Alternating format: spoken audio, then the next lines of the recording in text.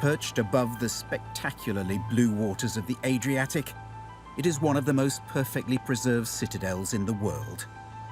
Since the 16th century, these walls have been offering protection to the citizens of Dubrovnik. Today they face an invasion altogether more welcome than the military assaults of distant and recent history. Dubrovnik's walls are overrun, but these days the invaders are called guests. It's still early season, yet these ancient streets and ramparts are packed with visitors from around the world. What an absolute contrast to the last time I was here. In 1991, Dubrovnik was under siege. Croatia had declared independence from Yugoslavia and was being punished with an attack on its greatest asset and source of tourist income.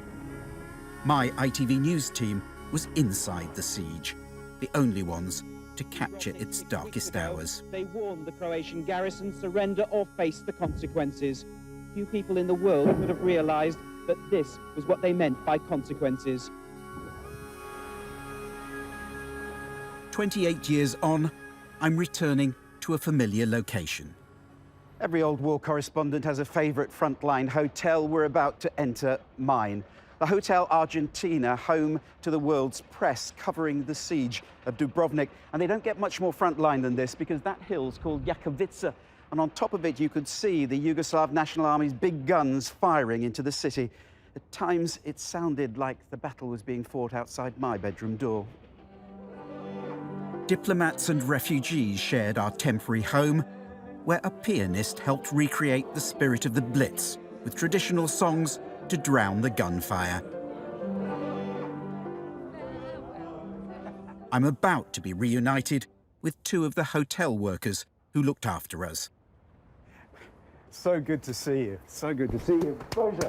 Whoa, yes. Niksha. Hello, hello. Oh, it's been a long time. Long time, Gosh. yes.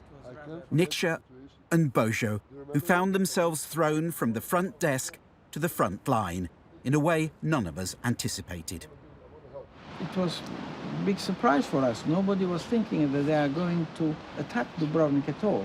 The thing that struck me the most was that there you were, looking after us, hotel staff, serving our breakfast. Then you'd finish your shift, pick up a gun, and head up to the front line to defend the city. We didn't know anything about military strategy, about how to use a weapon. And we became a citizen soldier in the moment because we should save our families, our homes, our tradition, understand? And we did the right thing, understand? And our presence as neutral witnesses is still appreciated today. Only you, when you film and you send it through, the people believe what's going on. Because you know the other side, the enemies, they just said that it is not bombardment of Dubrovnik, that we are just burning the tires around the city walls. Yes, They were saying that you were that's making it right. up. Yes, yes. We're that's burning right. the tires. Yes, Burning tyres. yes. These days, the headlines concern a very different threat to Dubrovnik. Peace brought the tourists back. Cruise ships queuing up to unload thousands of visitors at a time. Last year broke all records, 1.25 million visitors. The medieval streets were choked. Travel writers and environmentalists warned we were witnessing the death knell of a heritage site. Until a new young mayor took the controversial decision to control the number of tourists, effectively turning away many of the cruise ships. 2 years ago, we had 10 at the same time. 10 cruise ships. Cruise ships. You can imagine That would how... almost double the population of Dubrovnik. Yes. Yeah. Dubrovnik's solution for sustainable tourism is now seen as a blueprint for others to follow. Today, World Tourism Organization and UNESCO are putting Dubrovnik up on the stage and saying, this is how you should control the tourism. This is how you should manage the tourism.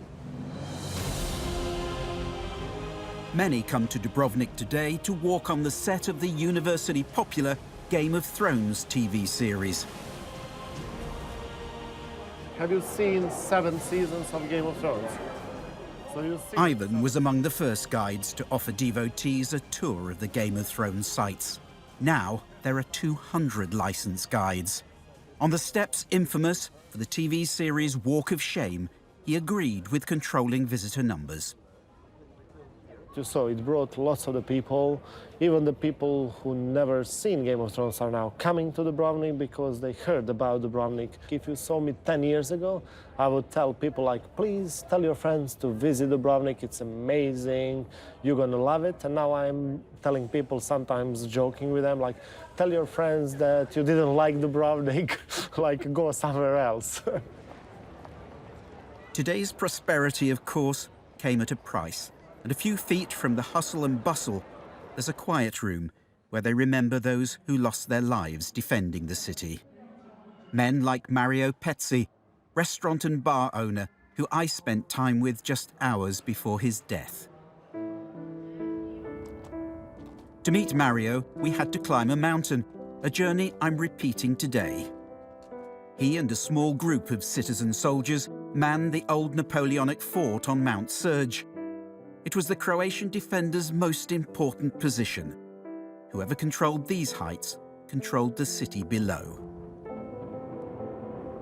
During the siege, the fort came under almost constant bombardment. Mario, on the left here, knew what would happen if it fell. If you don't keep it so long, you know, then you'll get killed.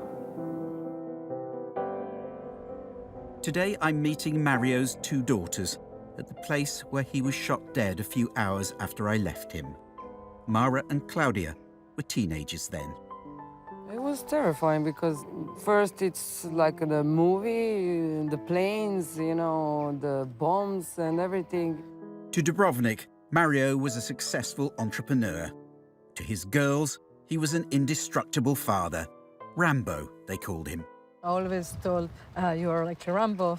Oh yeah, you're never going to happen anything to you. Anything to you. And I was shocked when you told me that he never come at home. Yeah. Because he was Rambo. Because he was Rambo. 3 decades on, he's still remembered in the city. They're still missing him. That's the amazing thing. And if they realize that we are, you know, Mario's daughter, they say, oh, Mario, you know, like the amazing guy. Finally, to see how tomorrow's citizens of Dubrovnik deal with their past, I've come to school to meet children born after the war. I discover they're being shown our old reports in their history lessons. They can't help picking up on the old trauma. My grandfather, for example, does everything. He's always working because if he stops, he thinks about it. He remembers everything, and I see that that kind of trauma stays inside of you, and it's passed on of all of us because we're aware that people are living with everything that happened. But there is a determination to move on. If we keep hanging to what happened in the past, we're not going to move on, we're not going to move forward, and it's not going to better our lives. So if we let go of what has happened and if we cling to what we have right now, we're going to be much happier. And that's an encouraging note to end this return to an old frontline assignment.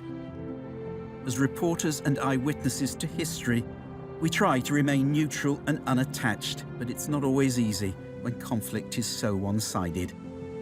And it's certainly good to see the Pearl of the Adriatic, if not unscathed, in good shape, to continue offering protection and attracting visitors as it's done for centuries.